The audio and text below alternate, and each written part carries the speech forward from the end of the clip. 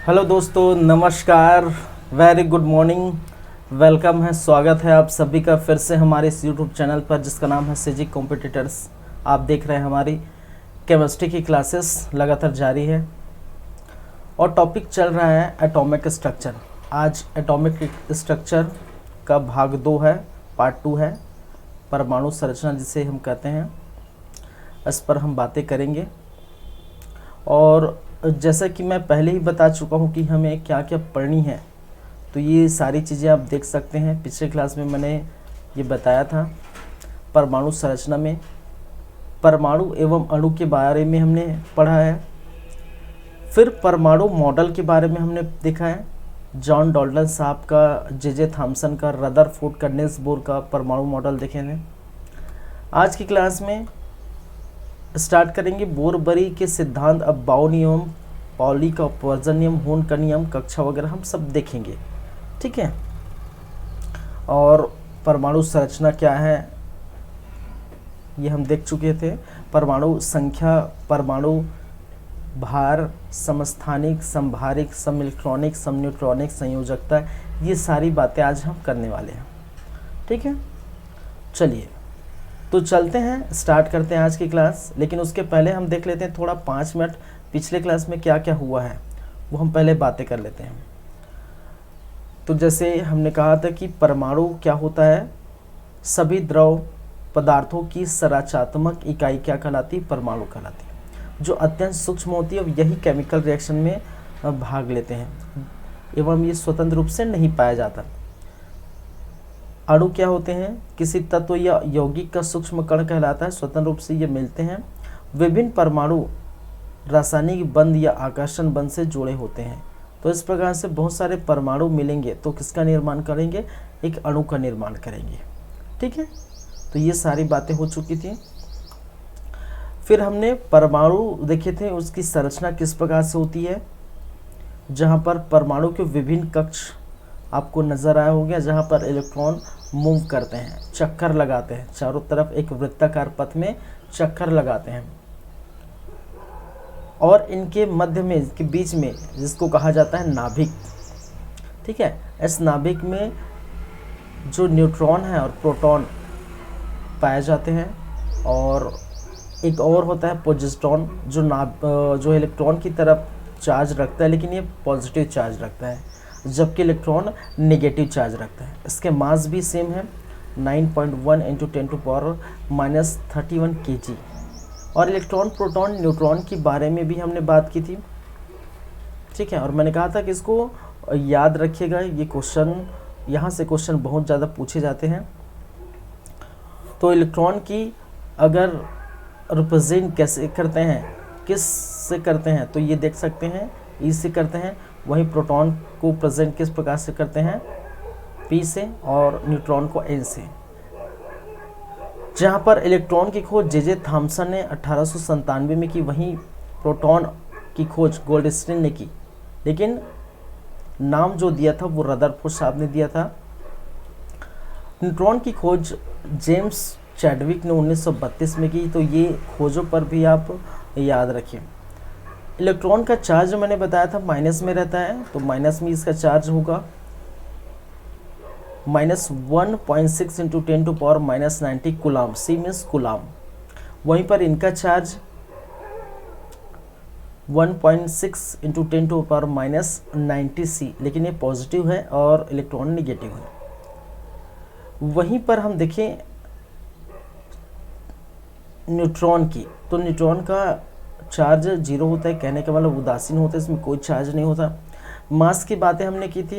Electron का मास 9.1 × 10⁻31 kg या फिर 9.1 × 10⁻28 ग्राम, या फिर केजी में लिख सकते हैं, ग्राम में ज़्यादातर पूछे जाते हैं केजी में, क्योंकि जब भी बात आती है द्रव्यमान की, मास की, तो वो उसको हम किससे मेजरमेंट करते हैं, केजी से, ठीक है, हम जानते हैं।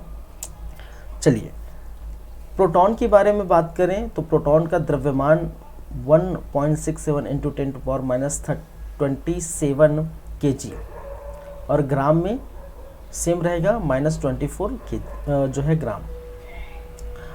न्यूट्रॉन का द्रव्यमान हम भी हमने देखे थे 1.67 इंटू 10⁻⁻27 kg, और यहाँ पर भी सेम है, जैसे प्रोटॉन का है वैसे न्यूट्रॉन का है 1.67 इंटू 10⁻24 ग्राम। तो ये सारी बातें इन तीनों के संदर्भ में आप याद रखेंगे। परमाणु मॉडल हमने देखे थे डाल्टन साहब का, सबसे फर्स्ट हमने देखे थे परमाणु मॉडल। उसको ठोस गोला मॉडल कहा जाता है, क्योंकि गोलाकार की जो है संरचना के बारे में बताया था कि एक गोलाकार संरचना है परमाणु, ठीक है, और बस यही बोल के छोड़ दिया गया था। तो इसी कारण से इनकी जो है इतनी खामी निकली, जिसके कारण से जे थॉमसन साहब आए। आप जानते हैं इस चीज़ को। जे थॉमसन साहब ने क्या बोला कि एक तरबूज की जैसी संरचना होती है, ठीक है, वैसी परमाणु की भी संरचना होती है। जहाँ पर आप तरबूज जब खाते हैं तो देखते हैं यहाँ पर रेड रेड, ठीक है, तरबूज का जो रेड कलर रहता है वहाँ पर जो बीज धंसे होते हैं, ठीक है, तरबूज का जो रेड कलर में बीज जो धंसे होते हैं, उसी प्रकार बिखरे हुए अवस्था में इलेक्ट्रॉन पाए जाते हैं और मध्य में एक पॉजिटिव चार्ज रहता है। ऐसी बातें जे थॉमसन ने कही, लेकिन कहीं भी नाभिक के बारे में नहीं बताया। तो ये थोड़ा क्या था, इनकी खारिज हो गई थी, ठीक है।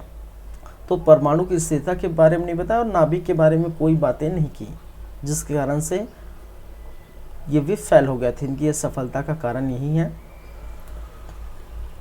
रदरफोर्ड साहब ने परमाणु मॉडल दिया था अपनी, और उन्हें सोने की पतली प्लेट में अल्फा कणों की बौछार की, ठीक है, और ये अब देख रहे हैं अल्फा कणों की बौछार की, जिससे ये पता चलता है, जिससे ये निष्कर्ष निकाला कि कई अल्फा कण ऐसा होता था कि ये इस तरफ टर्न हो जाते थे, ठीक है, डाइवर्ट हो जाते थे, कुछ इस तरफ डाइवर्ट हो जाते हैं, कुछ सीधी निकल जाते हैं और कुछ लौट कर भी आ जाते हैं। तो इससे क्या पता चलता है, इससे क्या निष्कर्ष निकाला कि परमाणु का बीच का हिस्सा खोखला है, जिसके कारण से ये जो है बाहर निकल जाते हैं अल्फा कण। परमाणु एक गोलाकार संरचना है, ये आप जानते हैं, और गोलाकार संरचना में जब इस किनारे से टकराएगा तो जाहिर सी बात है वो टर्न हो जाएगी। परमाणु के नाभिक में पॉजिटिव चार्ज और नेगेटिव चार्ज होता है, और चारों तरफ जो नेगेटिव चार्ज है वो चारों तरफ चक्कर लगाते हैं गोलाकार पथ में। रदरफोर्ड साहब ने एक और बातें कही थी कि नाभिक की साइज बहुत कम होती है एज कम्पेयर टू परमाणु, as compare to atom. Atom का साइज से बहुत कम साइज नाभिक की साइज होती है, ठीक है, लगभग 1 लाख गुना कम होता है। और अगर त्रिज्या की बात करें तो यहाँ पर एटम का त्रिज्या 10⁻⁻10 देखने को मिला था, वहीं पर अगर नाभिक की त्रिज्या की बात करें तो 10⁻⁻15, तो ये लगभग 10⁻5 गुना क्या है, छोटा था। आगे हमने क्या देखे, रदरफोर्ड के परमाणु मॉडल की खामियां के बारे में हम बात कर रहे थे। तो इलेक्ट्रॉन चारों तरफ इस प्रकार से मूव कर रहा है भाई, पॉजिटिव चार्ज है इस तरफ अंदर है, ठीक है, और कहा कि नाभिक है जो पूरे परमाणु का, जहाँ पर पूरे परमाणु का द्रव्यमान नाभिक में ही स्थिर रहता है। एक वृत्ताकार पथ में चक्कर लगाती कौन से इलेक्ट्रॉन, जब वृत्ताकार में पथ पर चक्कर लगाती है तो इस प्रकार से ये क्या करेगा, ऊर्जा उत्सर्जित करेगा, और जितनी ज़्यादा ऊर्जा होगी स्पीड ज़्यादा रहेगा, ठीक है, जितना त्वरण से वेग से ये आगे बढ़ेंगे, और हो सकता है किसी भी, ठीक है, हो सकता है कभी भी ये नाभिक में टकरा जाए, ठीक है, नाभिक में टकरा जाएगा। तो इसीलिए इन्होंने क्या कहा कि ये जो परमाणु है अस्थिर है। इन्होंने बात कर दी कि भाई साहब परमाणु क्या है, अस्थिर है, लेकिन हम जानते हैं परमाणु स्थिर है, स्टेबल है, तो ये कैसे कह सकते हैं। तो ये भी इनका जो है बोल सकते हैं ये इनकी खामियां था, ठीक है। चलिए, बोर का परमाणु मॉडल, बोर साहब ने जो है परमाणु मॉडल दिया था और कहा था कि परमाणु एक गोलाकार संरचना होती है। परमाणु के चारों तरफ एक निश्चित कक्षा में चक्कर लगाते हैं कौन, इलेक्ट्रॉन। विभिन्न कक्षाओं में एनर्जी लेवल विभिन्न होती है, जो हमने बात की थी। कक्षा कौन सा है ये KLMN कक्षा था। और इनका एनर्जी लेवल, अगर नाभिक के पास वाली कक्षा के एनर्जी लेवल बहुत कम होते हैं और अंतिम कक्षा में एनर्जी लेवल अधिक होते हैं। इसका मतलब क्या है, जब भी नाभिक से बाहर जाएंगे, ठीक है, नाभिक से बाहर निकलेंगे तो एनर्जी लेवल बढ़ती जाएगी। और ये आप देख सकते हैं। चलिए, तो ये थी बोर का परमाणु मॉडल। अब चलेंगे किस पर भाई, यहाँ पर देखिए। अब भाई साहब बोरबरी का सिद्धांत देखेंगे, बोरबरी योजना, फिर बाउ नियम, पॉली का अपवर्जन नियम, हुंड का नियम, कक्षा की बात करेंगे, सभी हम बात करेंगे, ठीक है। तो चलिए फिर आज की क्लास का शुभारंभ करते हैं, स्टार्ट करते हैं आज की क्लास और देखते हैं आगे क्या है। ये आज सेकंड पार्ट है, बोरबरी का सिद्धांत।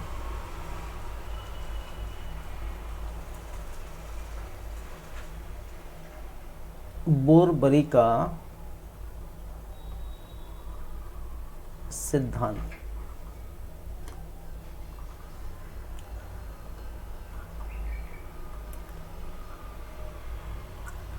भाई साहब ने 1921 में ये बोरबरी का सिद्धांत दिया था।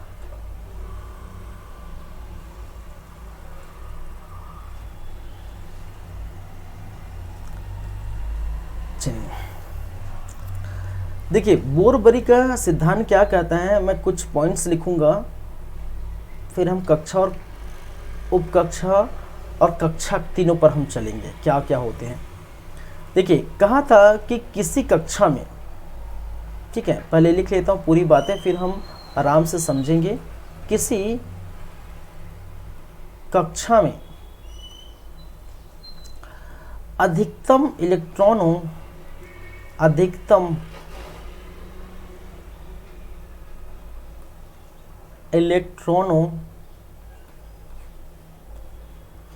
की संख्या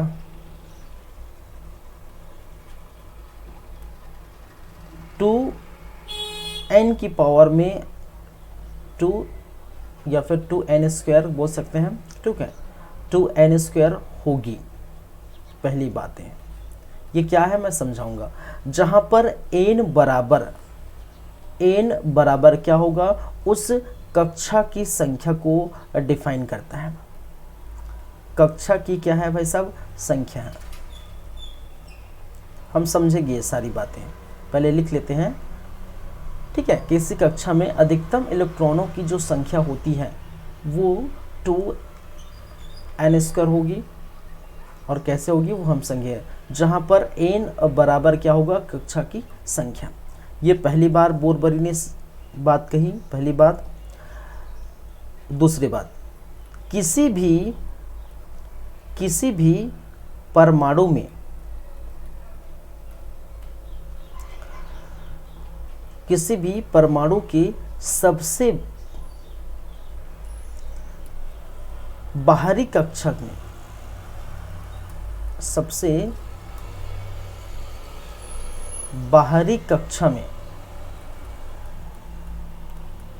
इलेक्ट्रॉनों की संख्या या अधिकतम इलेक्ट्रॉनों की संख्या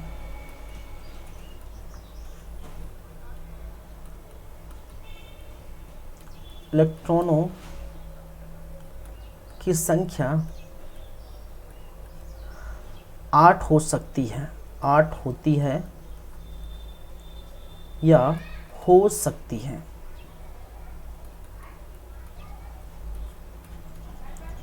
ये इनका दूसरा स्टेटमेंट है भाई साहब का, बोरबरी का, सभी को हम समझेंगे, ठीक है। इन्होंने एक और बातें कही कि इलेक्ट्रॉन, कक्षा में इलेक्ट्रॉन या किसी भी परमाणु की कक्षा में इलेक्ट्रॉन, ठीक है, पूरा स्टेटमेंट लिख देते हैं। किसी भी परमाणु की कक्षा में इलेक्ट्रॉन पहले निम्न ऊर्जा स्तर, ये क्या है, निम्न ऊर्जा स्तर, या इसे कहा जाता है lower energy level, lower energy level. ठीक है, लोअर एनर्जी लेवल में भरे जाएंगे। उसके बाद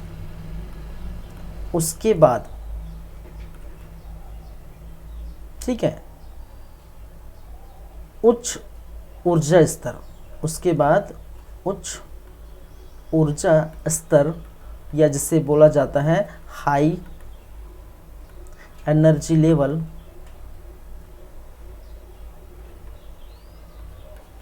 में भरे जाएंगे। ठीक है, तो ये सारी बातें जो है वो अच्छे से हम समझेंगे क्या क्या बोल रहे हैं। तो मैं एक बार फिर से पढ़ देता हूँ। मैंने क्या कहा कि किसी कक्षा में अधिकतम इलेक्ट्रॉनों की संख्या 2n² होगी। ये कैसे होगी हम देखेंगे। किसी भी परमाणु की सबसे बाहरी कक्षा में अधिकतम इलेक्ट्रॉनों की संख्या कितनी होती है, 8 होती है, वो भी हम समझेंगे। किसी भी परमाणु की कक्षा में पहले इलेक्ट्रॉन पहले निम्न ऊर्जा स्तर में जाएगी और वहाँ फुलफिल हो जाने के बाद वो उच्च ऊर्जा स्तर या फिर हाई एनर्जी लेवल में भरे जाएंगे। ठीक है, चलिए अब देखते हैं, समझते हैं। अगर मैं बात करूं, हमने कहा था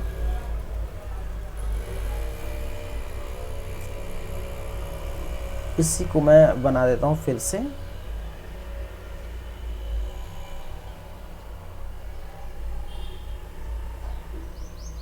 ये हमारा परमाणु,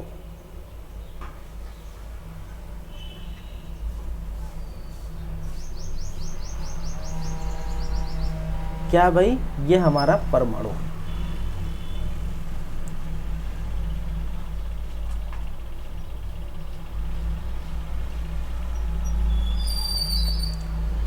तो जैसे कि हम देखेंगे एक एक करके।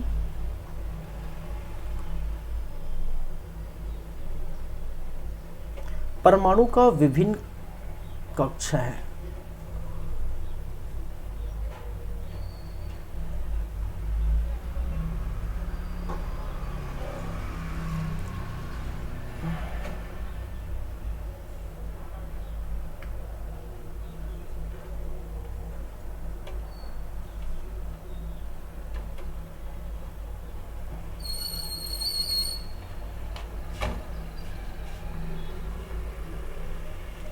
चलिए, जैसा भी है, बंद तो जा रहा है ना।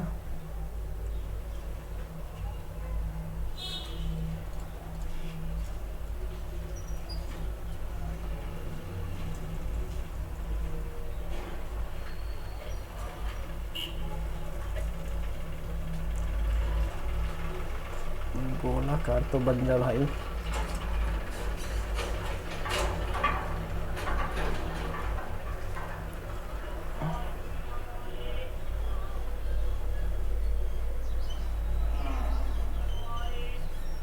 ये बेटर है थोड़ा।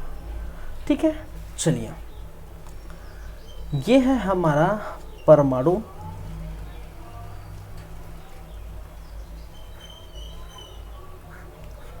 अब समझिए, हमारा एनर्जी लेवल ये है कि ये कक्षा है KL M और N। देखिए, कक्षा का मतलब क्या होता है यहीं पर समझ लेते हैं। कक्षा, ठीक है, कक्षा या जिसको कहा जाता है सेल, सेल या कोश।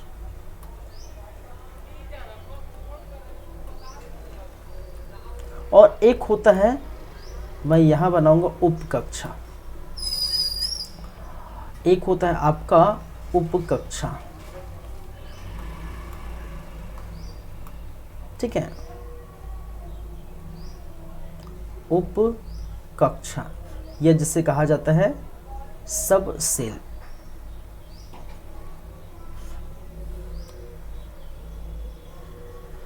देखिए, कक्षा कहने का मतलब ये है कि परमाणु का वह भाग, ठीक है, परमाणु का वह भाग जिसमें इलेक्ट्रॉन एक वृत्ताकार पथ में चक्कर लगाती है, हम उसे क्या कहते हैं, कक्षा कहते हैं।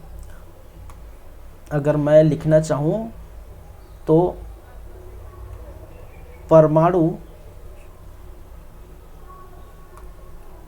में एक वृत्ताकार पथ पर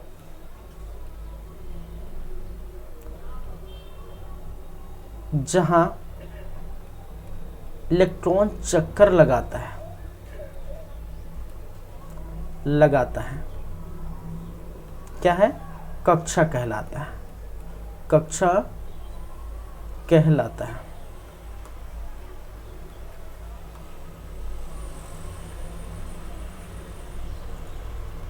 चलिए, पहली बात है, मैं इसको यहाँ लिख देता हूँ, ठीक है, क्योंकि यहाँ स्पेस की ज़रूरत पड़ेगी मुझे, तो उसको यहीं लिख देता हूँ।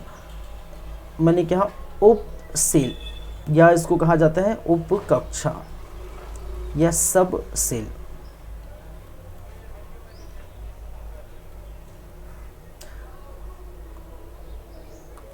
देखिए, कक्षा है तो प्रत्येक कक्षा के क्या होंगे, उप कक्षा होंगे, ठीक है। क्या होगा, प्रत्येक कक्षा का उप कक्षा होता है।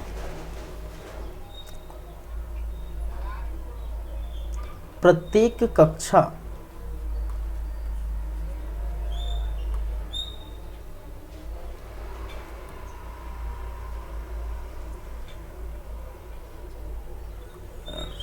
कैसे हैंग हो जाता है यार,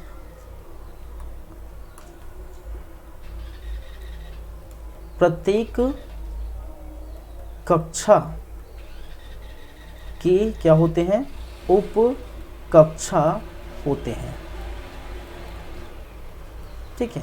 चलिए, अब देखिए, मैंने क्या कहा कि ये है इनका क्या, ये प्रथम कक्षा, ठीक है, ये क्या है इनका प्रथम कक्षा, ये द्वितीय कक्षा, ये तृतीय कक्षा, ये चतुर्थ कक्षा, ठीक है। तो प्रथम कक्षा जिसको हम क्या किससे डिनोट करते हैं, अगर इसको हम डिनोट करें तो 1 से डिनोट करेंगे, इसको करेंगे 2 से, इसको करेंगे 3 से, और इसको करेंगे किससे, 4 से डिनोट करेंगे, ठीक है। प्रथम कक्षा, द्वितीय कक्षा, तृतीय कक्षा, और क्या हो गया आपका चतुर्थ कक्षा, ठीक है। और इसी प्रकार क्या है, ऊर्जा स्तर है। प्रथम कक्षा में ऊर्जा के स्तर की हम बात करें तो ऊर्जा स्तर E1 होगा, एनर्जी लेवल E2 होगा, ठीक है। एनर्जी लेवल क्या होगा, E2, एनर्जी लेवल E3 होगा, और एनर्जी लेवल E4 होगा। और मैंने कहा था कि कक्षा के जस्ट पास वाले, परमाणु के जस्ट पास वाले या नाभिक के जस्ट पास वाले जो प्रथम कक्षा होते हैं, इसको प्रथम कक्षा कहा जाता है, इसको द्वितीय, इसको तृतीय, चतुर्थ कक्षा, ठीक है। आगे जितने हैं वो भी आप देखेंगे। तो प्रथम कक्षा में एनर्जी लेवल बहुत कम होगी, ठीक है। उसके बाद E2 थोड़ा ज़्यादा होगा, E3 थोड़ा और ज़्यादा होगा, E4 अत्यधिक होगा। जो नाभिक है, ये हमारा क्या है, नाभिक क्या है, हमारा नाभिक। किसी भी परमाणु का क्या है, किसी भी एटम का मध्य भाग, जिन पर पूरे परमाणु का द्रव्यमान निहित होता है, क्या कहलाता है, नाभिक कहलाता है, ठीक है। अब इस स्टेटमेंट पर आते हैं एक एक करके, ठीक है। अब भाई साहब ये क्या कहते हैं, बोरबरी साहब का कहना है कि जो किसी कक्षा में अधिकतम इलेक्ट्रॉनों की जो संख्या होगी वो कितनी होगी भाई साहब, वो कितनी होगी, 2n² होगी, ठीक है। तो वो देख लेते हैं। तो पहला स्टेटमेंट इनका कहना है कि अधिकतम जो है इलेक्ट्रॉनों की संख्या 2n²। मान के चलिए, ठीक है, इन्होंने क्या कहा, n जहाँ पर कक्षों की संख्या है, n क्या है, n = ठीक है, number of cell, n equal to क्या है, नंबर ऑफ सेल है, कक्षों की संख्या को वो डिफाइन करता है।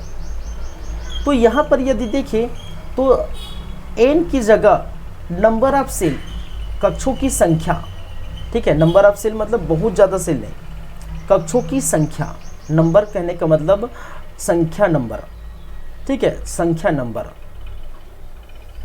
Number of cell. तो देखिए 2 इंटू एन की जगह अगर मैं n इज इक्वल टू 1 रख दूँ, ठीक है, n इज इक्वल टू मैंने क्या रखा, 1 रखा, इसका मतलब क्या है, ये प्रथम कक्षा है, ठीक है, ये प्रथम कक्षा है, तो n इज इक्वल टू मैंने क्या किया, 1 रख दिया। तो 1 रखा तो इसका मतलब क्या होगा, 1 का स्क्वायर करेंगे तो 1 ही आएगा, और 2 इंटू 1 करेंगे तो जाहिर सी बात है 2 ही आएगा। ये तो आप पढ़ते हैं मैथ्स में, अरे बहुत इजी है यार, ऐसा थोड़ी, ठीक है। तो टोटल इलेक्ट्रॉनों की संख्या कितनी हो जाएगी, टोटल इलेक्ट्रॉनों की संख्या कितनी हो जाएगी प्रथम कक्षा में, किस कक्षा में, n किसको डिफाइन कर रहा है, किसको डिनोट कर रहा है, उस कक्षा को डिनोट कर रहा है। तो हमने 1 डाल दिया, 1 डाल दिया, इसका मतलब प्रथम कक्षा। तो प्रथम कक्षा में कुल इलेक्ट्रॉनों की संख्या कितनी होगी भाई साहब, सिर्फ 2 ही होगी।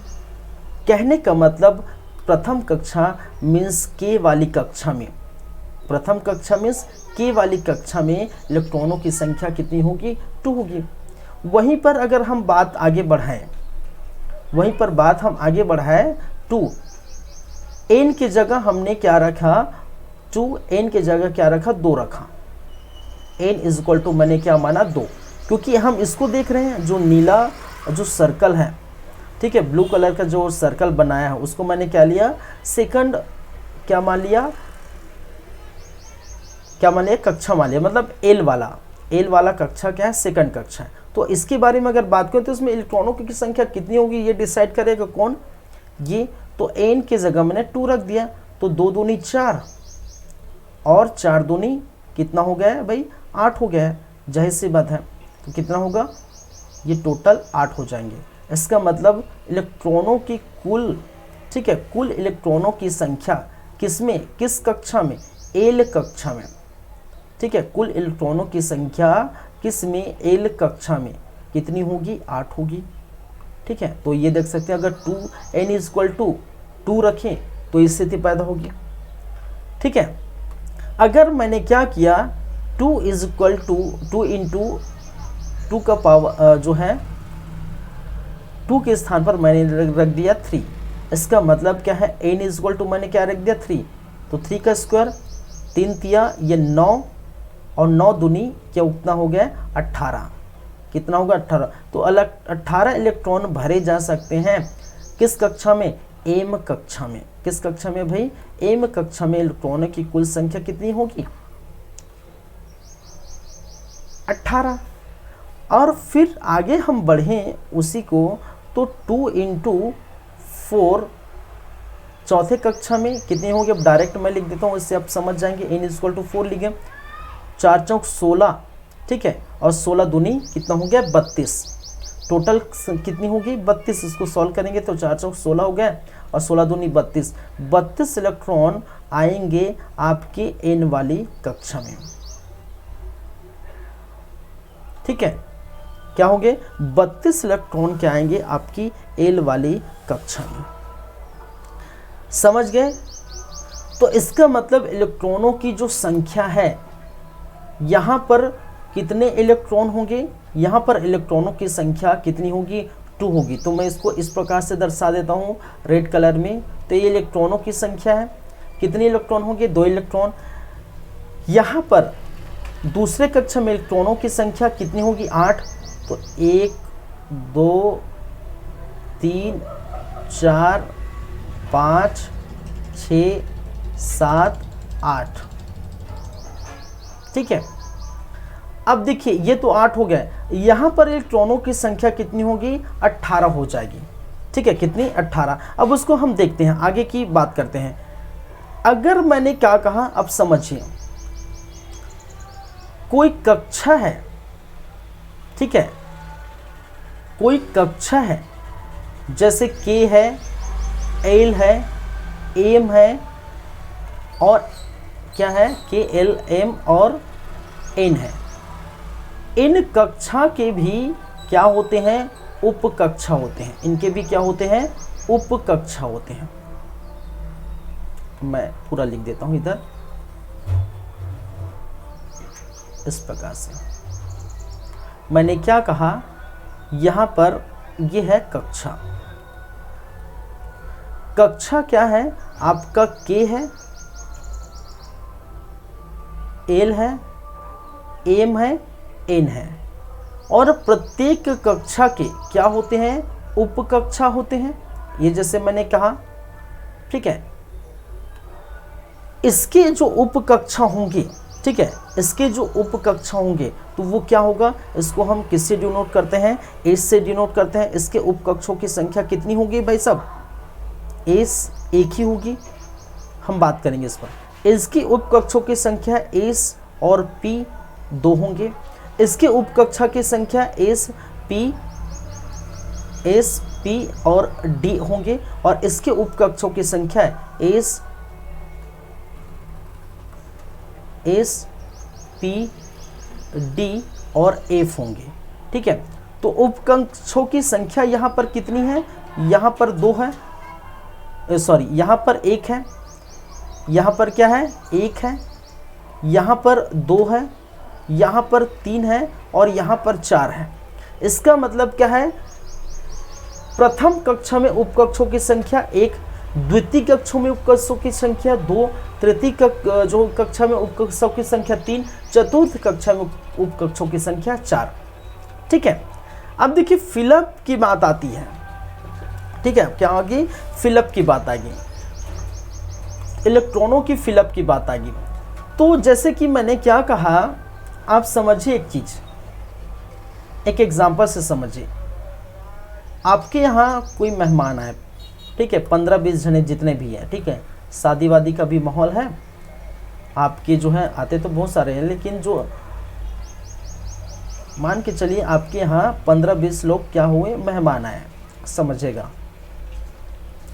आपके घर में मेहमान आए और आपने क्या कहा, आपने क्या किया, ठीक है। आपके यहाँ क्या है, बहुत सारे रूम हैं, आपके यहाँ बंगलो है, जो भी है, ठीक है, बहुत सारे रूम हैं और रूम को, ठीक है, इस प्रकार क्या है, बहुत सारे रूम हैं।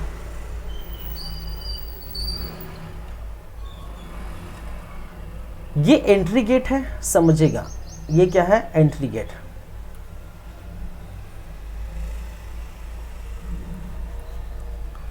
ठीक है, चलिए अब क्या करेंगे, मेहमान, जो भी मेहमान आएंगे, ठीक है, ये मान के चलिए, ठीक है, ये स्टार्टिंग का है, क्या है, ये पूरा स्टार्टिंग से इस प्रकार से और इस प्रकार से आपको देखने को मिलेगा रूम, ठीक है। तो इस रूम में क्या होगा, आपके घर के रूम में क्या होंगे, जो भी मेहमान आएंगे, ठीक है, मान के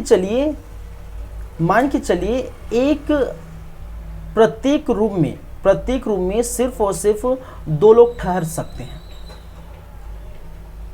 ठीक है। इस तरफ मैंने क्या कहा, कुछ रूम में, ठीक है, ये इस प्रकार से 2 लोग ठहर सकते हैं, कई में 3 लोग ठहर सकते हैं, कई में 1 ठहर सकता है, ठीक है, कई में 4 ठहर सकते हैं। इस प्रकार से रूम बनाया गया है। चलिए, तो जो प्रथम कक्षा मान के चलिए प्रथम है, तो जो अच्छे मेहमान होंगे, जो आपके एकदम क्लोज मेहमान होंगे, उसको आप क्या करेंगे, ठीक है, इस प्रथम कक्षा में, कहने का मतलब प्रथम रूम में शिफ्ट कराएंगे।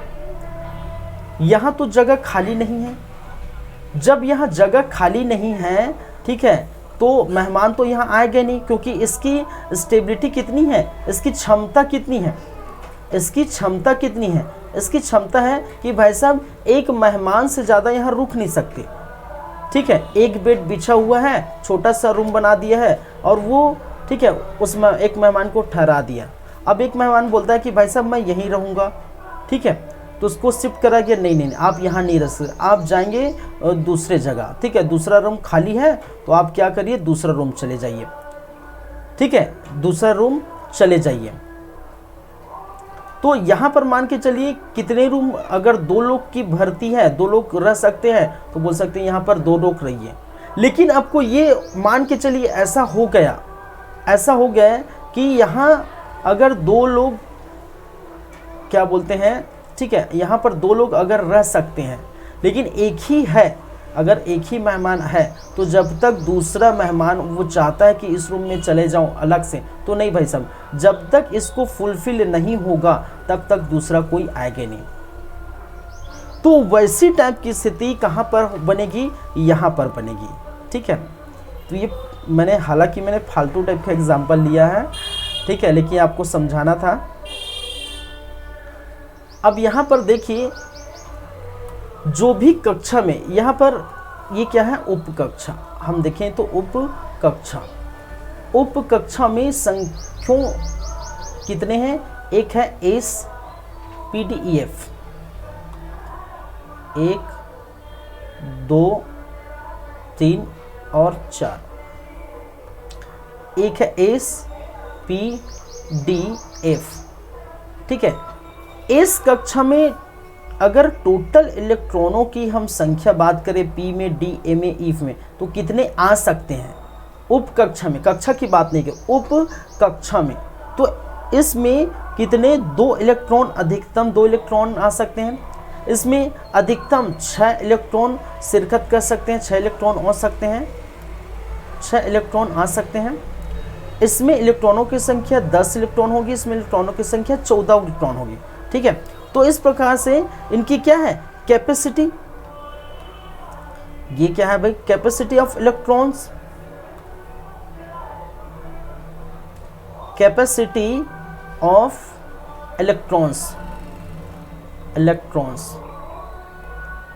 इलेक्ट्रॉन की किसको बताता है, उस कैपेसिटी को बताता है कि कितने जो है कौन से उपकक्षा में, ठीक है, कौन से उपकक्षा में कितने कितने इलेक्ट्रॉन भरे जा सकते हैं।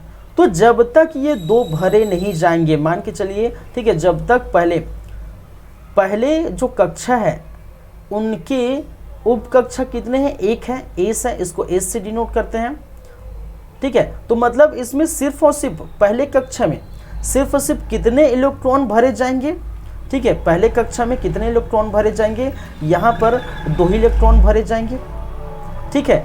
दूसरे कक्षा में 6 टोटल भरे जाएंगे, टोटल क्या है दूसरे मतलब P में 6 भरे जाएंगे, तो P का जो है 6 इधर आप देख रहे हैं 6 और ये S भी है +2, तो टोटल संख्या कितनी हो गई 8 इलेक्ट्रॉन। तो अब जो है कक्षा में डायरेक्ट 8 इलेक्ट्रॉन नहीं भरेंगे, मैंने ये जो भरना है बताया था, इसमें क्या है ये दोनों में तो हो गया, चलिए ठीक है, ये एक इलेक्ट्रॉन तो हो गया, इलेक्ट्रॉन देख लिए, लेकिन एक इलेक्ट्रॉन में, ठीक है, 2 इलेक्ट्रॉन किसके होंगे, ये 2 इलेक्ट्रॉन किस उपकक्षा के होंगे, वो इस उपकक्षा के इलेक्ट्रॉन होंगे जो 2 इलेक्ट्रॉन है, और जितने भी 6 इलेक्ट्रॉन बच गए वो P उपकक्षा में भरे जाएंगे।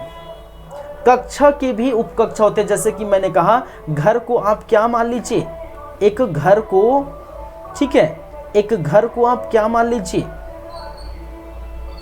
एक घर को फिर से मैं बता देता हूँ, ठीक है, एकदम आराम से समझिए, कोई हड़बड़ी नहीं है, कोई दिक्कत नहीं है। एक कक्षा को आप क्या मान लीजिए, एक रूम को, ये घर है, इस घर को आप मान लीजिए क्या है कक्षा, और ये जो रूम है इस रूम को मान लीजिए आपको उपकक्षा, ठीक है। और इस रूम में जो ठहरे मेहमान, ठीक है, इस रूम में ठहरे जो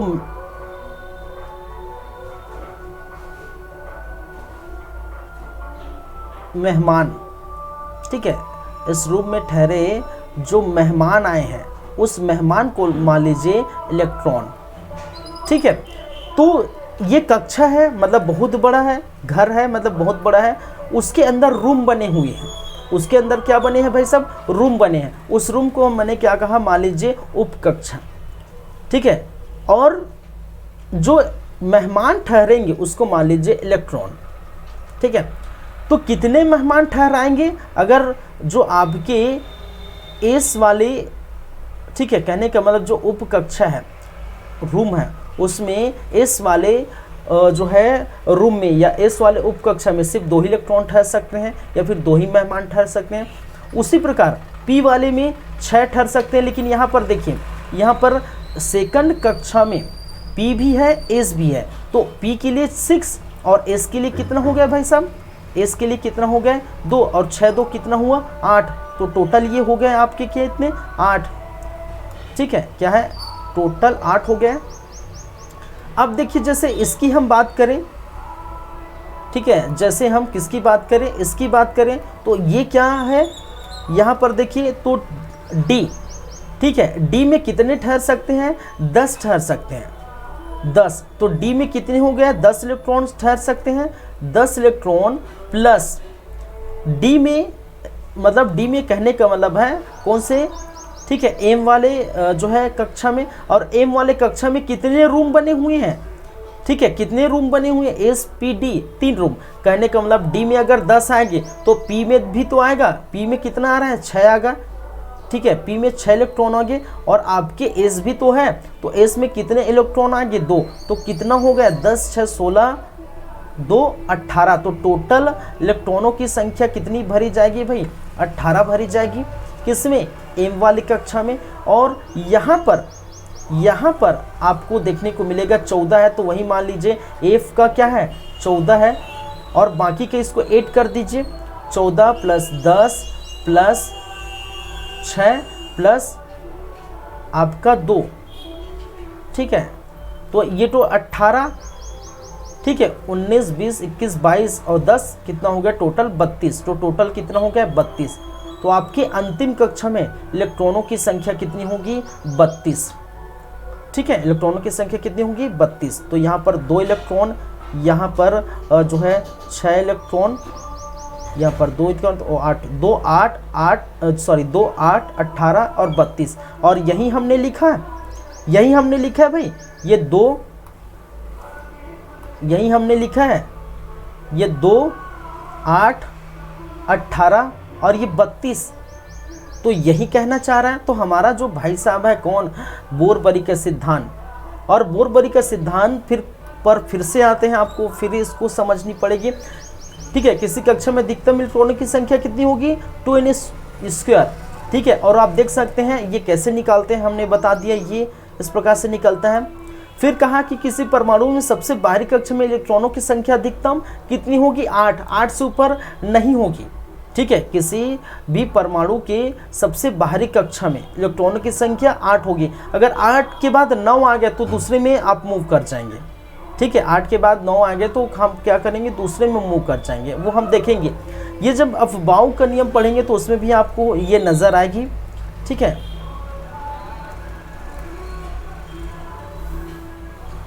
चलिए, ठीक है।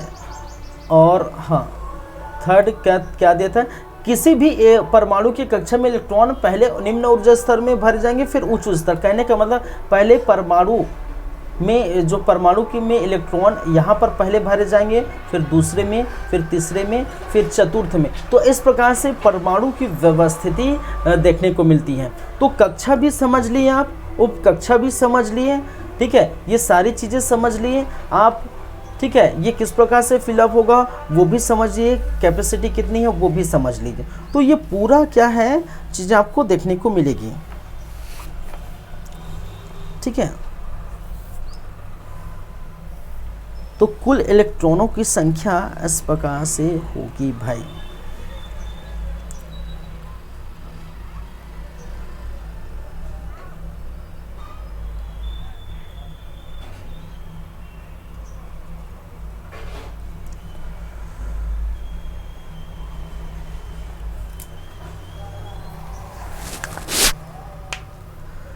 चलिए आगे बात करेंगे, ठीक है।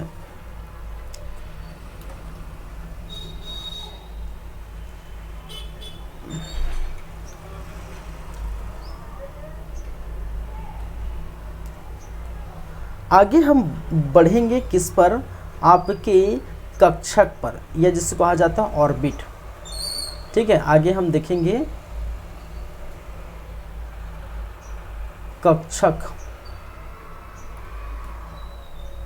क्या है, कक्षक, या जिसे कहा जाता है ऑर्बिट।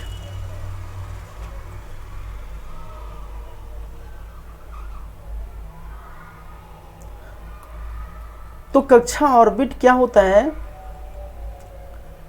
परमाणु के नाभिक के, परमाणु के नाभिक के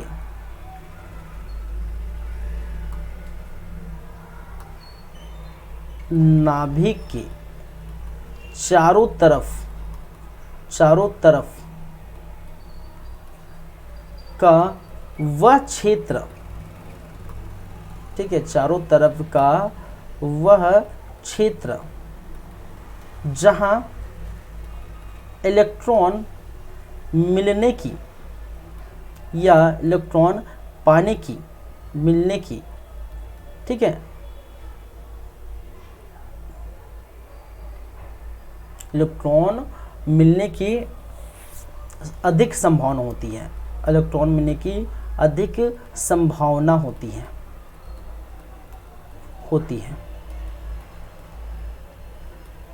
कक्षक कहलाते हैं। क्या कहलाते हैं, कक्षक कहलाते हैं। अब यहाँ पर देखिए, यहाँ पर जो कक्षक है, ठीक है, चारों तरफ आप देखेंगे तो इसको, इस कक्षक को अगर बात करें तो इसको किस प्रकार से एस पी डी और डी एफ, इस प्रकार से हम क्या करते हैं, डिनोट करते हैं। ठीक है, एस पी डी एफ। अब एस पी डी एफ क्या है, जितने भी कक्षक है, चार इनके क्या होंगे, कक्षक होंगे। ठीक है, चार कक्षा है। ठीक है,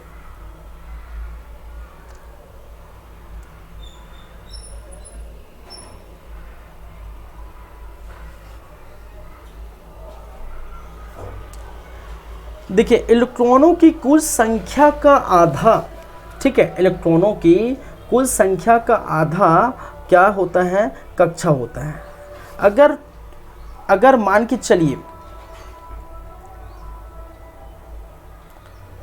चलिए क्या होता ही है, अरे यार मैंने क्या कहा, इस जो कक्षा है,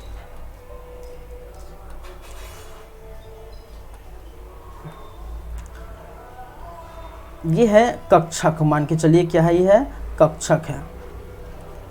और ये जो कक्षा है, कक्षक KLMN, इस कक्षा में इलेक्ट्रॉनों की जो संख्या होगी वो आप जानते हैं, इसमें 2 इलेक्ट्रॉन आ सकते हैं, इसमें 8 इलेक्ट्रॉन आ सकते हैं। इसमें इलेक्ट्रॉनों की संख्या कितनी होती है, 18, इसमें इलेक्ट्रॉनों की संख्या 32 होती है। ठीक है, तो यहाँ पर देखिए, यहाँ पर जितने भी इलेक्ट्रॉन हैं उनका हाफ कर दीजिए। ठीक है, जितने भी इलेक्ट्रॉन हैं, इलेक्ट्रॉनों की संख्या का आधा क्या होता है, कक्षा होता है। इसमें कक्षा कितने होंगे, 1। ठीक है, एल वाले कक्षा में इसमें 4 कक्षक होंगे। इसमें 18 का 9 हाफ, 9 दूनी 18, और 32 का कितना होगा, 16। ठीक है, तो संख्या क्या है, कक्षक की संख्या डिपेंड करता है किस पर, इलेक्ट्रॉनों की संख्या पर। तो इलेक्ट्रॉनों की संख्या जितनी है उसका हाफ कि क्या होता है, कक्षा होता है। ठीक है, तो इलेक्ट्रॉन इतना है तो कितने कक्षा होंगे, 1 कक्षा। 8 इलेक्ट्रॉन हो तो 2 कक्षा, 18 है तो 3। क्योंकि हर आप ऐसे पढ़ते हैं, आप ऐसे देखते हैं, इसमें इस प्रकार से हम रखे जाएंगे, इलेक्ट्रॉन ऐसे रहता है। ठीक है, तो इलेक्ट्रॉन 2 होंगे और 1 कक्षा होगा। ठीक है, यहाँ पर 8 कक्षा है तो ये 8 होगा, 1 2 3 4 5 6 7 8, 1 2 3 4 5 6 7 8। तो मतलब इसमें कक्षा की संख्या कितनी है, 4, और इलेक्ट्रॉन कितने होंगे, 8 होंगे। तो 1 2 3 4 5 6 7 8 इस प्रकार से इलेक्ट्रॉन आगे प्रोसीड होते जाएगा। ठीक है, इस कक्षा की संरचना मतलब कहने की मतलब है इसके आकार के आधार पर, ठीक है, इसमें कुछ संख्याएं देखने को मिलती हैं जिसको कहते हैं क्वांटम संख्या। ठीक है, क्वांटम संख्या, एक होता है मुख्य क्वांटम संख्या, दूसरा द्विगंशी क्वांटम संख्या, तीसरा चुंबकीय क्वांटम संख्या, चौथा है चक्रण क्वांटम संख्या। ठीक है, ये सारी चीज़ें आपको जो है थोड़ी याद रखनी है। पूरा मैं नहीं बताऊंगा, पूरा कहने का मतलब है देखिए 11th 12th में आप जाएंगे तो आपको पूरा एक एक चीज़ निकालना सिखाएंगे। एक एक चीज़ कहने का मतलब है कि मुख्य क्वांटम संख्या कैसे निकाली जाती है, द्विगंशी कैसे निकाली जाती है, ठीक है, आपको चुंबकीय क्वांटम संख्या कैसे निकाली जाती है और चक्रण क्वांटम संख्या कैसे निकाली जाती है। ये मैं निकाल के नहीं बताऊँ क्योंकि ऐसे क्वेश्चन नहीं आएंगे कि निकाल के बताओ ये है। ठीक है, तो उससे जुड़ी जो कॉन्सेप्चुअल चीज़ आपसे पूछे जाएंगे, ठीक है, तो वो मैं बता देता हूँ आपको। वो पूरा निकाल के नहीं बताऊँगा क्योंकि उसके लिए फिर से एकदम घंटा भर उसमें लग जाएगा। पूरा एक एक चीज़ मैं बनाऊँगा, डायग्राम एक एक चीज़ समझाऊँगा, एनर्जी लेवल बताऊँगा कक्षा, ठीक है, मूव कराऊँगा, समझते हैं, दक्षिणावर्त वामावर्त ये सब बातें कराऊँगा, तो फिर उसके लिए टाइम लग जाएगा और वो ज़रूरी भी नहीं है। जितना रिक्वायरमेंट है उतना ही पढ़िए। ठीक है, ये तो मैं बहुत ज़्यादा अंदर घुस के बता रहा हूँ। ठीक है, बहुत ही ज़्यादा अंदर घुस के बता रहा हूँ और अभी तक क्वेश्चन ऐसा इस प्रकार से पूछा भी नहीं है। अभी तक जितने देखा हूँ तो इस प्रकार से निकालना, इलेक्ट्रॉन वगैरह वगैरह, ये केमिस्ट्री में बहुत पहले बोल सकते हैं नदारत हो गया है। आजकल तो एकदम कॉन्सेप्चुअल कहीं से भी उठा लेते हैं, CGPSC हो या फिर व्यापम हो, तो इस प्रकार से अंदर घुस के ऐसे पूछने कुछ भी उठा लेते हैं परमाणु से या फिर परमाणु की खोजों के बारे में या उनकी स्थिति के बारे में, बोरबरी के सिद्धांत, अफबाव के सिद्धांत, वो स्टेटमेंट दिख जाएंगे। ठीक है, तो ऐसे पूछे जाते हैं। तो ये भी हो सकता है, हम कब तक बोले कि नहीं आएगा नहीं आएगा, हो सकता है आ जाए, तो पढ़ लीजिए, जितना है वो सब पढ़ लीजिए। ठीक है, चलिए, लेकिन उसके लिए थोड़ा सा वक्त दीजिए, थोड़ा सा टाइम है, 2 मिनट का ब्रेक, उसके बाद हम फिर से उपस्थित होते हैं, फिर हम बातें करेंगे आगे की। ठीक है, चलिए 2 मिनट का ब्रेक है, तब तक इसको समझिए आप, तब तक आप इसको समझिए। ठीक है,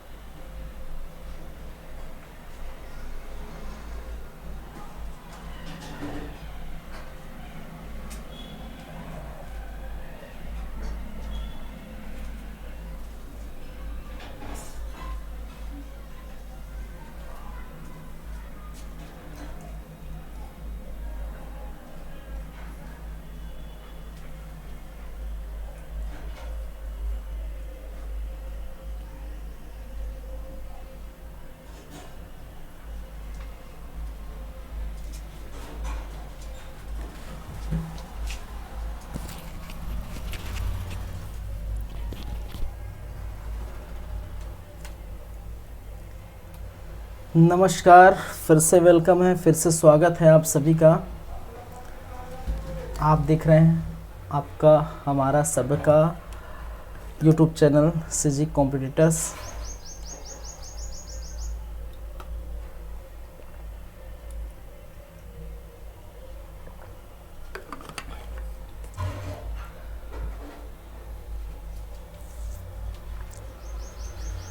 चलिए आगे की हम बातें करते हैं।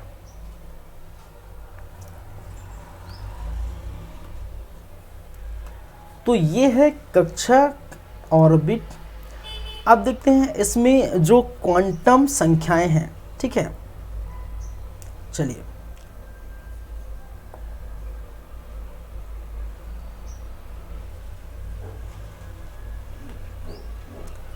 हम बात करेंगे क्वांटम संख्या।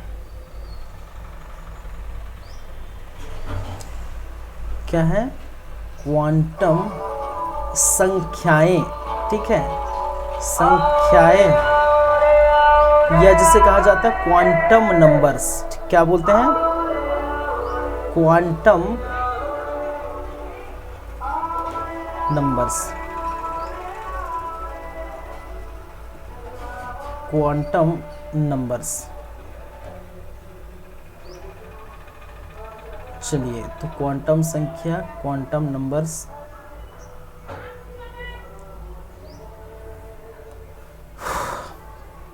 क्या चीजें हैं ये पहले मैं लिख लेता हूं। क्वांटम संख्याएं, क्वांटम संख्याएं किसी परमाणु के भीतर उपस्थित प्रत्येक इलेक्ट्रॉन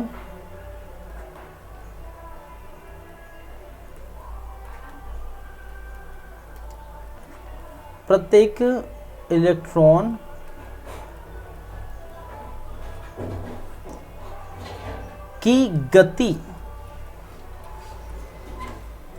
अवस्थिति, ठीक है। अवस्थिति कहने का मतलब किस कक्षा में है, ठीक है, किस उपकक्षा में है या किस कक्षक में है, अवस्थिति, ठीक है। चक्रण की दिशा एवं ऊर्जा आदि की जानकारी देता है। क्वांटम संख्या कहलाते हैं। क्वांटम संख्या या क्वांटम संख्याएं कहलाती हैं, ठीक है। तो मैंने क्या कहा कि क्वांटम संख्या से किसी परमाणु के भीतर उपस्थित प्रत्येक इलेक्ट्रॉन की गति, इलेक्ट्रॉन की उपस्थिति की किस कक्षा में है, कि किस उपकक्षा में, कि किस कक्षक में है, ठीक है। और चक्रण की उस दिशा की किस तरफ है, दक्षिणावर्त है कि वामावर्त है, ठीक है। चक्रण की दिशा कहने का मतलब है क्लॉकवाइज है कि एंटी क्लॉकवाइज है। और ऊर्जा, ठीक है, जैसे ऊर्जा इस तरह देखें तो सबकी जानकारी देने वाले को हम क्या कहते हैं? क्वांटम संख्या कहते हैं। तो ये 4 प्रकार के होते हैं। 4 प्रकार के होते हैं,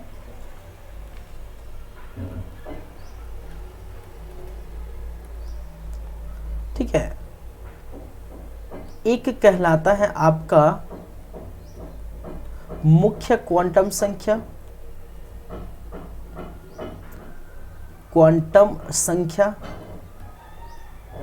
जिसे हम n से डिनोट करते हैं। दूसरा क्या कहलाता है? द्विगंशी क्वांटम संख्या, ठीक है, द्विगंशी क्वांटम संख्या, जिसे हम L से डिनोट करते हैं। थर्ड है जिसे चुंबकीय क्वांटम संख्या कहा जाता है, चुंबकीय क्वांटम संख्या, जिसे हम m से डिनोट करते हैं।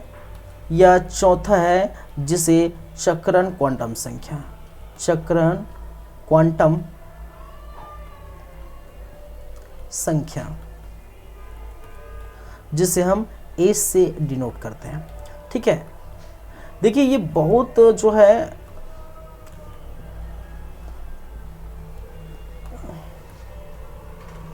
बहुत तो नहीं बोल सकते हैं, लेकिन थोड़ा से हल्का टफ है। देखिए नॉर्मल अगर आप पढ़ते हैं, नॉर्मल पढ़ते हैं कहने का मतलब है, ठीक है, तो आपकी समझ में नहीं आएगा। साइंस वालों के लिए कहने का मतलब बहुत आसान हो जाता है, जो साइंस के स्टूडेंट्स हैं उनके लिए बहुत आसान हो जाता है, और जो आर्ट्स वाले हैं या कॉमर्स वाले या अदर जो भी है उनके लिए थोड़ा मुश्किल हो जाता है समझना, क्योंकि बहुत सारी ऐसी चीज़ें हैं जो हम पहले पढ़े नहीं और अचानक से इस चीज़ को हम पढ़ रहे हैं, तो बहुत ज़्यादा क्या है, थोड़ा डिफ़िकल्ट हो जाता है। ठीक है, और ख़ासकर ये परमाणु वाला पोर्शन और ख़ासकर केमिस्ट्री। ठीक है, तो साइंस का पोर्शन, हालांकि साइंस वाले और सभी तो कर लेते हैं, लेकिन आर्ट्स वाले बेचारे जो ये है कि साइंस का पोर्शन और मैथ्स का पोर्शन में थोड़ा वीक हो जाता है। मैंने कहा सबकी बात नहीं कर रहा हूँ, ठीक है, कुछ हद तक। ठीक है, तो ये थोड़ा ध्यान रखिएगा इस चीज़ को। चलिए, तो मुख्य क्वांटम संख्या जिसको हम n से डिनोट करते हैं, द्विगंशी क्वांटम संख्या जिसको हम a से डिनोट करते हैं, द्विगंशी क्वांटम संख्या l, और चुंबकीय क्वांटम संख्या m, चक्रण क्वांटम संख्या a से डिनोट करते हैं।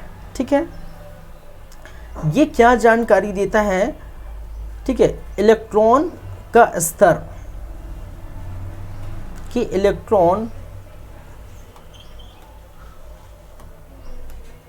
मुख्य क्वांटम संख्या क्या जानकारी देता है कि इलेक्ट्रॉन किस कोश में है, किस कक्षा में है, और एवं ऊर्जा स्तर क्या है, एवं ऊर्जा स्तर। ये क्या करता है, जानकारी देता है कि इलेक्ट्रॉन किस कक्षा में एवं ऊर्जा स्तर क्या है।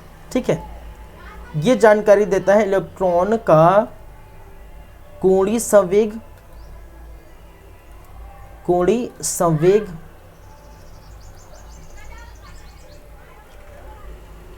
उपकक्षा, उपकक्षा, कक्षक की जानकारी ये देता है। तीसरे नंबर की बात करें तो ये क्या करता है, संख्या को दर्शाता है, किसी उपकक्षा में, किसी उपकक्षा में कक्षा की संख्या, कक्षा की संख्या को दर्शाता है। ठीक है, संख्या की, कक्षा की संख्या एवं दिशा, ये दर्शाता है आपका कि एंटी क्लॉकवाइज है, एंटी क्लॉकवाइज या क्लॉकवाइज, क्लॉकवाइज दक्षिणावर्त की वामावर्त है। तो आपको क्या करनी है बताऊं, आपको क्या करना है, ये चार याद रखेंगे और चार से रिलेटेड ये याद रखेंगे कि मुख्य क्वांटम संख्या किस चीज़ को दर्शाता है। तो मुख्य क्वांटम संख्या जो n से रिप्रेजेंट करते हैं, ये भी याद रखिए किससे रिप्रेजेंट करते हैं, n से। और मुख्य क्वांटम संख्या इलेक्ट्रॉन की किसी कक्षा में, ठीक है, इलेक्ट्रॉन की किसी कक्षा में, किस कक्षा में है, ठीक है, किसी लिखा हूँ किस कक्षा में, भाई इलेक्ट्रॉन किस कक्षा में है एवं उनका ऊर्जा स्तर क्या है, ये कौन बताएगा, ये मुख्य क्वांटम संख्या बताएंगे। दूसरी बातें, द्विगंशी क्वांटम संख्या कि इलेक्ट्रॉन का कोणीय संवेग, उपकक्षा आदि की जानकारी द्विगंशी क्वांटम संख्या देगी। चुंबकीय क्वांटम संख्या कि किसी उपकक्षा में कक्षा की संख्या एवं उनकी दिशा कौन बताएगा, चुंबकीय क्वांटम संख्या। और चक्रण क्वांटम संख्या कि वह एंटी क्लॉकवाइज है कि क्लॉकवाइज है, ये जानकारी चक्रण क्वांटम संख्या देगी। तो बस आपको ये चीज़ याद रखनी है और ये चीज़ याद रखनी है, दैट्स इट, ज़्यादा याद रखनी नहीं है।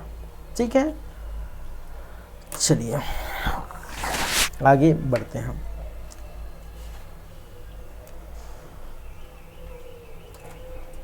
आगे बढ़ते हैं अफबाव का नियम। ठीक है, क्या बात करेंगे? अफबाव का नियम। ये हो गया अपना।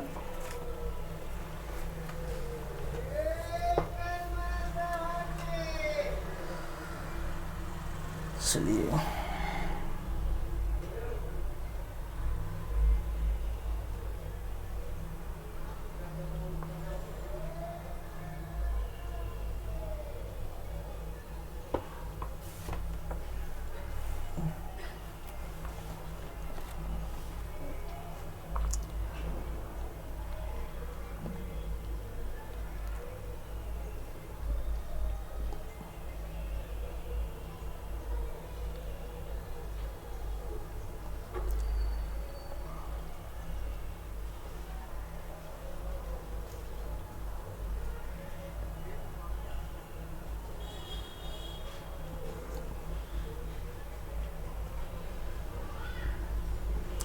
चलिए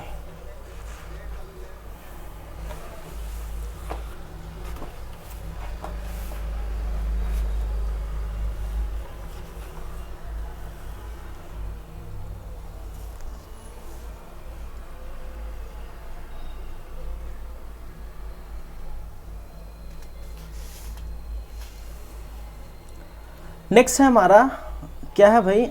अफबाव का नियम।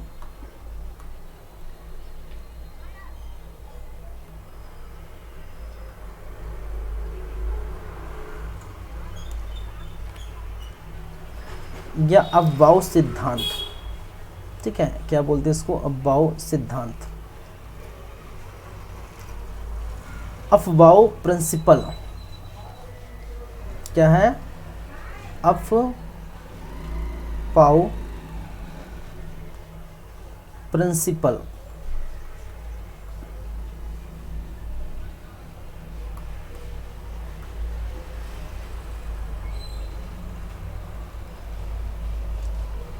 चलिए, अफबाव प्रिंसिपल या अफबाव सिद्धांत किस पर बेस्ड है?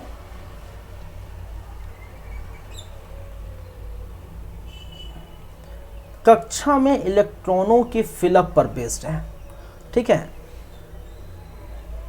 अफबाव भाई साहब ने क्या कहा था कि किसी भी कक्षा में, ठीक है, किसी भी कक्षा में या कक्षा के उपकक्षा में, किसी भी परमाणु की कक्षा की उपकक्षा में इलेक्ट्रॉन फुलफिल करने का सिद्धांत है।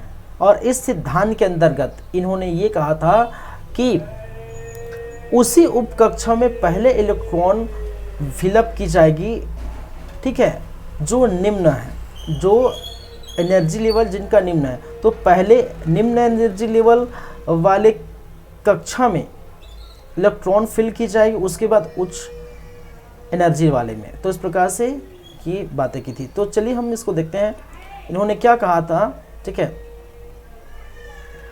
किसी परमाणु की कक्षा की उपकक्षा में इलेक्ट्रॉन पहले निम्न ऊर्जा स्तर, ठीक है, निम्न ऊर्जा स्तर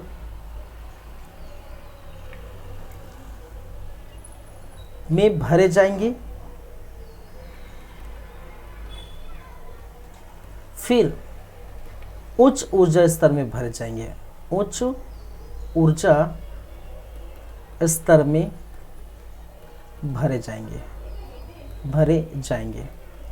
तो निम्न ऊर्जा स्तर और उच्च ऊर्जा स्तर मैंने बताया था भाई, समझते हैं। तो जो नाभिक के पास का जो कक्षा है और इनकी कक्षा है, नाभिक के पास के जो सेल है और सब सेल है, इनमें सबसे पहले भरे जाएंगे, इनमें इलेक्ट्रॉन सबसे पहले भरे जाएंगे, फिर इसमें, फिर इसमें, फिर इसमें। ठीक है। तो एनर्जी लेवल पर ये बेस्ड है कि एनर्जी लेवल E1 में पहले, फिर E2 में दूसरी बार, फिर E3 में, फिर E4 में, ठीक है। और आप देख सकते हैं कि E में अगर इसकी बात करें, कहने का मतलब एनर्जी लेवल फर्स्ट में या पहले कक्षा में उप कक्षाओं की संख्या, ये आप देखते हैं SPDF, ठीक है, SPDF।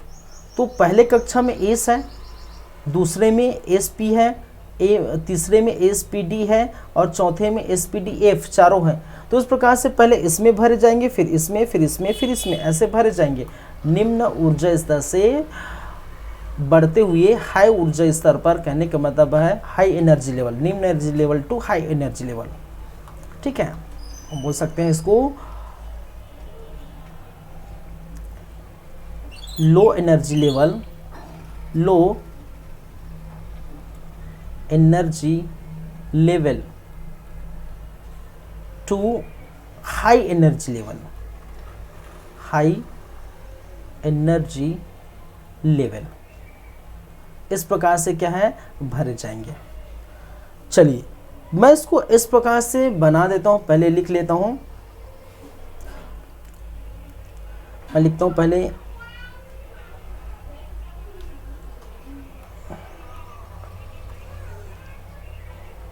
1s, ठीक है, 2s, 3s, 4s, 5s, S है ना, 6s, ठीक है। ये स्पेस नहीं है इसलिए इसको मैं हटा देता हूँ, क्योंकि ये अब समझ गए तो उसको मैं हटा ही देता हूँ। उसी प्रकार हम लिख लेंगे P है तो P का हम लिख लेंगे 2P, 3P, 4P, 5P और 6P लिख लिए। चलिए उसी प्रकार हम S का हो गया, P हो गया, ठीक है, और हम लिखते हैं D। तो ये 3D, 4D, 5D, 6D। फिर हम लिखते हैं F का, तो 4F, 5F, 6F, ठीक है। तो देखिए इसको मैं क्या करता हूं, इस प्रकार से एक रो चला देता हूं, रो चला कहने में इसको काट देता हूं, ठीक है। और जब काटते हैं तो ये किस प्रकार से, ये इसको मैं जो भी कटे लाइन से उसको मैं इस प्रकार से मैंने क्या किया, काट दिया। लाइन तो बन, ठीक है। तो इसको मैंने इस प्रकार से मैंने काट दिया, इसको भी मैंने इस प्रकार से काट दिया, इसको भी मैंने इस प्रकार से काट दिया, इसको भी मैंने ऐसे ऐसे, ठीक है।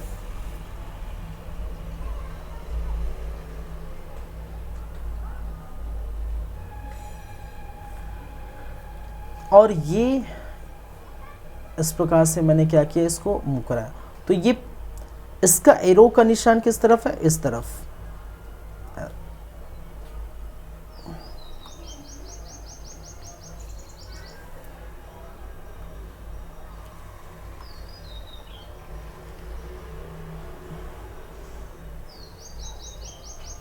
जितने भी लाइन है उनका एरो के निशान किस तरफ रहेंगे, इस तरफ अप रहेंगे, ठीक है।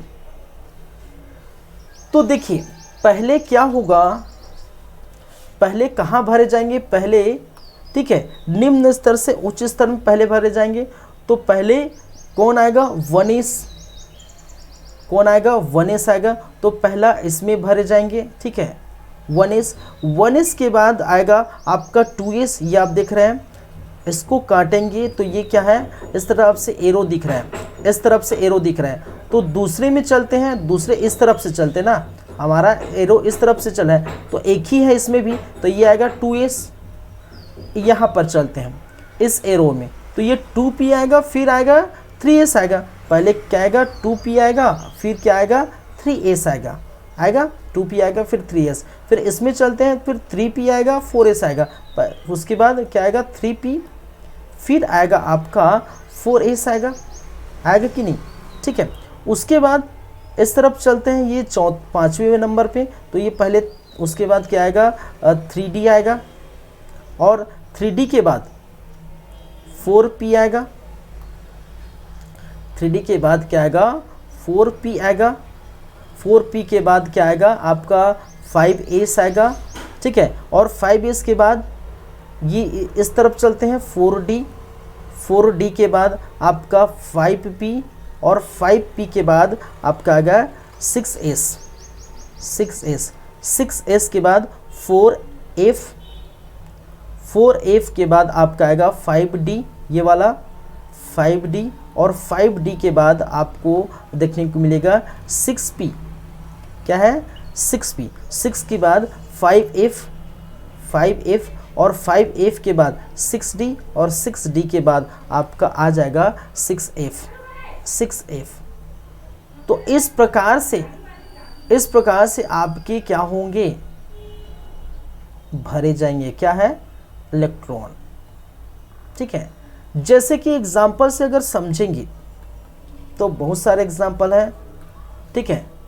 आप परमाणु क्रमांक हम पढ़े नहीं है, लेकिन आप जानते हैं बहुत अच्छी तरीके कई, जैसे मान के चलिए मैंने किसका कार्बन, नाइट्रोजन, हीलियम, सोडियम ले लेता हूँ, कुछ भी ले लेता हूँ, मैंने एक लिया सोडियम, ठीक है। और सोडियम का परमाणु क्रमांक क्या है 11 है, ठीक है। मैंने क्या लिया सोडियम ले लिया, और सोडियम का परमाणु क्रमांक क्या है 11 है, आप जानते हैं। अब इसको मैं कैसे फिलअप करूँ, इसमें इलेक्ट्रॉनों की संख्या, ठीक है, हम सब बाद में देखेंगे। परमाणु क्रमांक क्या है, परमाणु भार क्या है, सम इलेक्ट्रॉनिक क्या है, सम न्यूट्रॉनिक क्या है, ठीक है, और आपका समस्थानिक क्या है, और आपका समभारिक क्या है, आपका संयोजकता क्या है, ये सारी चीज़ें पढ़ेंगे। हालांकि ये आ गए हैं, लेकिन आप समझ जाइए, ठीक है। तो अगर हम सोडियम का देते हैं, मान के चलिए, ठीक है, तो सोडियम का देखेंगे तो 11 होते हैं सोडियम का। तो देखिए 11 कैसे फिलअप करेंगे, इस तरफ से जाएगा, इस तरफ से हम फिलअप करते जाएंगे, ठीक है। फिलअप कैसे होगा भाई, ये इस तरफ से फिलअप होगा ऐसे। तो पहले कौन सा फिलअप होगा 1s, तो 1s। अब देखिए एस में कितने इलेक्ट्रॉन आ सकते हैं, एस में अधिकतम इलेक्ट्रॉनों की संख्या आप जानते हैं कितने आ सकते हैं, ठीक है। यहाँ पर इलेक्ट्रॉनों की संख्या कितने 2 आ सकते हैं, टोटल इलेक्ट्रॉनों की संख्या क्या है 2। तो इसमें हम क्या लिखेंगे, भाई, ठीक है। इसमें 1s क्या है 1s 2 लिखेंगे, क्योंकि 2 इलेक्ट्रॉन आ सकते हैं। ये डिनोट किसको करता है, 2 डिनोट किसको करता है, इलेक्ट्रॉनों को, जो स्क्वायर है, ठीक है। फिर हम क्या लिखेंगे, 2 इलेक्ट्रॉन हो गए। अब देखिए ये कितना होगा, ये 11 है तो 2 होगा, 8 होगा, 8 2 10, और 1 होगा 11, ऐसे होगा कि नहीं भाई, क्योंकि अधिकतम हम अगर फिलअप करें, संयोजकता वगैरह पढ़ेंगे तो आपको और अच्छे से पता चलेगा, ठीक है। इसको 2 8 1 लिख सकते हैं, 2 8 8 2 10 और 11 क्यों लिखे, क्योंकि स्टार्टिंग में मिनिमम इलेक्ट्रॉनों की संख्या 2 हो सकते हैं और अधिकतम इलेक्ट्रॉनों की संख्या 8 हो सकते हैं। ये भाई साहब बोरबरी ने यही कहा था, हमारे भाई साहब है बोरबरी का सिद्धांत क्या कहता है कि किसी भी परमाणु के सबसे बाहरी कक्षा में इलेक्ट्रॉनों की संख्या, कुल अधिकतम इलेक्ट्रॉनों की संख्या 8 हो सकती है, 8 के ऊपर नहीं हो सकती, ठीक है, 8 के ऊपर नहीं हो सकती। तो पहले हमने क्या किया, हमने क्या फिलअप किया, पहले 2 फिलअप किया, 2 तो हो गया, अब बच गया 8, ठीक है। अब इस पर जाएंगे, किस पर, 2s पर, कहने का मतलब इसमें, तो इसमें भी कितना आएगा, इसमें भी कितना आएगा, क्योंकि एस है तो कितना आएगा, इसमें भी 2 आएगा, तो 1s2 2s2 ये भी आएगा। फिर उसके बाद 2p पर चले, ठीक है, और p में ये हो गया 4, 2 और 2 कितने इलेक्ट्रॉन हो गए 4, और हमारे पास कुल इलेक्ट्रॉनों की संख्या कितनी है 11 है, अब बच गए 7, ठीक है। अब देखिए p में आ गया, p में इलेक्ट्रॉनों की संख्या कितनी भरी जा सकती है भाई, p में अधिकतम इलेक्ट्रॉनों की संख्या कितनी भरी जा सकती है, ठीक है। 6 पी में कितनी भरी जा सकती है, टोटल क्या है 6। ये इसको देखिए, इसको नीचे की नहीं, इसको देखिए, ठीक है। पी में इलेक्ट्रॉनों की संख्या कितनी भरी जा सकती है, 6 भरी जा सकती है। तो उस पर चलेंगे तो इलेक्ट्रॉनों की संख्या अगर हम 6 इसको फिलअप कर दें, ठीक है, तो 2p6 हो जाएगा। कितना हो जाएगा 2p6। तो 6 2 8 और 2 10 और 1 बच गया, 1 बच गया। अब इसके बाद क्या आएगा 3s आएगा, तो इसको 3s और इसको 1 लिख देंगे क्योंकि एक जो है बच गया। तो टोटल कितने हो गए इलेक्ट्रॉनों की संख्या, ये 2 2 4 और 6 4 10 और 1 11। तो टोटल हमारे पास क्या है 11 है, ठीक है। और वो किस प्रकार से लिखा गया है, किस प्रकार से लिखा गया है, तो ये 2 है, ये टोटल कितने हो गए 6 2 8 हो गए और ये हो गया 1, ठीक है। तो इस प्रकार से आपको देखने को मिल रहा है, ठीक है, ठीक है ना भाई। चलिए, और मेरा सर भारी लग रहा है यार।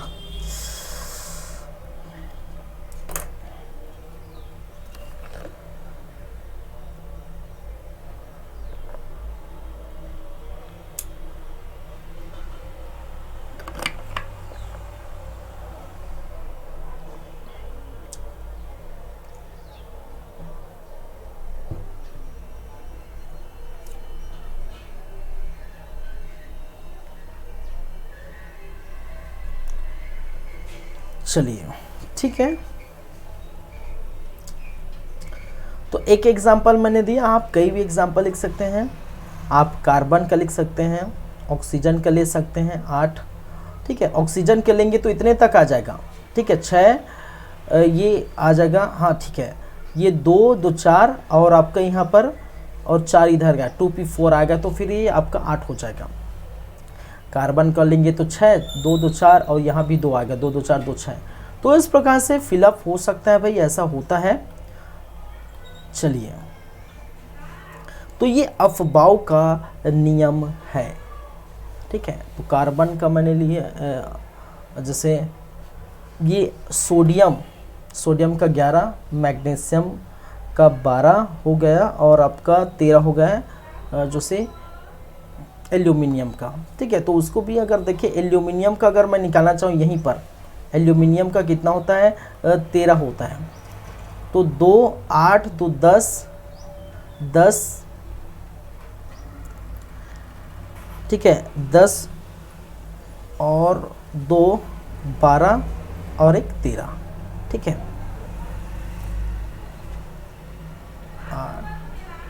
8 2 10 2 12 और 1 13, इस प्रकार से इलेक्ट्रॉन भरे जाएंगे।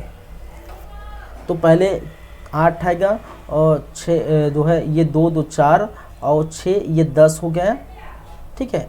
6 और 4 10 हो गया, तो 8 ये 2 10 दोनों हो गए। अब बचा 3 बच गए, तो 3 बच गए, तो यहाँ पर आ जाएंगे आपका 3s2 आ जाएगा, 3s2 आएगा और उसके बाद 3p1 आ जाएगा, ठीक है। 3s2 और 3p1 आ जाएगा। तो ये इस प्रकार से आपका देखने को मिलेगा, ठीक है। आगे क्या होगा इसके लिए आगे जो है ये हो जाएगा 3s2 आ जाएगा और उसके बाद 3p1 आ जाएगा। तो ये आपका क्या हो जाएगा एल्यूमिनियम का हो जाएगा। तो ऐसे ही निकलता है, आपको इतना अंदर और ऐसे नहीं पूछे जाएंगे, ठीक है। ऐसा जो है आपको नहीं पूछे जाएंगे, याद रखिए। कॉन्सेप्चुअल चीज पूछते हैं, लेकिन यहीं से निकलता है सभी चीज़ें। तो ये अफबाउ का क्या है नियम है भाई। तो हमने देखे क्या क्या अभी फ़िलहाल अगर देखा जाए तो हम देख चुके हैं। एक तो परमाणु अणु के बारे में, परमाणु मॉडल देख चुके हैं, बोरबरी का सिद्धांत, अफबाउ का नियम देखें, ठीक है। चलिए, आज हम यहीं पर रखेंगे, आज की क्लास यहीं पर समाप्त करेंगे। हमारे क्लास का समय हो चुका है। आगे हम बात करेंगे नेक्स्ट क्लास में। आप देख सकते हैं नेक्स्ट क्लास का लिस्ट आपके सामने ही है। पॉली का अपवर्जन नियम, हुंड का अधिकतम बहुलता के नियम, कक्षा और कक्षा भी देख चुके हैं ना, ठीक है, ये भी हो चुका है। तो पॉली का अपवर्जन नियम, हुंड का अधिकतम बहुलता का नियम, परमाणु संख्या क्या है, परमाणु भार क्या है, समस्थानिक क्या है, समभारिक क्या है, समइलेक्ट्रॉनिक क्या है, ये 2 बार लिखा गया है, खैर ठीक है। सम न्यूट्रॉनिक क्या है, संयोजकता क्या है, तो ये सारी बातें हम करेंगे, ठीक है। तो 2 क्लास हुआ इसका, कल एक क्लास और होगा, तो आई थिंक मुझे लगता है एक क्लास में ये फिनिश हो जाना चाहिए, ठीक है। देखते हैं जैसा भी है, हो जाए तो अच्छी बात है, नहीं तो एक और क्लास लेके हम उसको चेंज कर लेंगे हाफ MCQ के साथ, ठीक है, आधा MCQ कर लेंगे। तो जैसा है, अगर एक क्लास में हो जाता तो और अच्छी बात है, ठीक है। चलिए,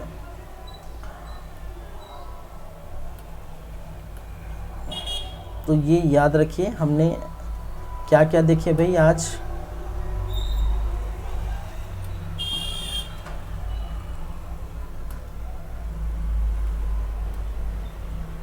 वही कैसे दिखा रहा है यार, हाँ जस्ट 1 मिनट ना, हाँ ये आ गया। आज सेकंड एटॉमिक स्ट्रक्चर का सेकंड क्लास है था, ठीक है।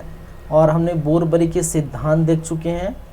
बोरबरी के सिद्धांत के बाद हमने ये सेल वगैरह पढ़ी हैं, इससे संबंधित परमाणु किस प्रकार से ये परमाणु होते हैं, नाभिक, एनर्जी लेवल, इसके कक्षा, उपकक्षा, कितने कितने इलेक्ट्रॉन किस प्रकार से फिलअप कर सकते हैं, कैसे, कक्षा क्या है, क्वांटम संख्याएं क्या है, ये सारी बातें की।